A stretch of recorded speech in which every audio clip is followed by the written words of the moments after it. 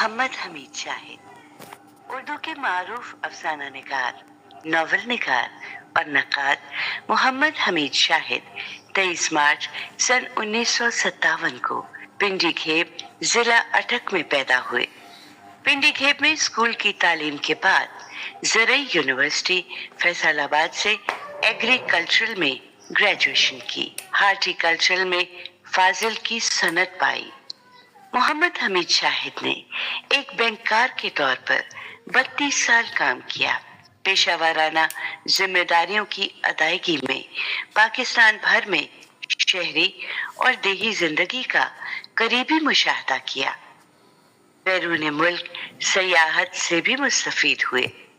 محمد حمید شاہد نے زمانہ طالب علمی ہی سے ادبی زندگی کا آغاز کیا۔ زرعی یونیورسٹی کے مجلہ کشت نو کے مدیر رہے۔ محمد حمید شاہد کے افسانوں کے 4 مجموعے بند آنکھوں سے پرے، جنم جہنم، مرغزاد اور آدمی کے عنوانات سے شائع ہوئے۔ ان کی شاعری انگریزی میں ترجمہ ہو چکی ہے۔ انہوں نے خود بھی غیر ملکی شاعری کو اردو کا روپ دیا ہے۔ محمد حمید شاہد کے ناول مٹی آدم کھاتی ہے کو غیر معمولی پذیرائی ملی۔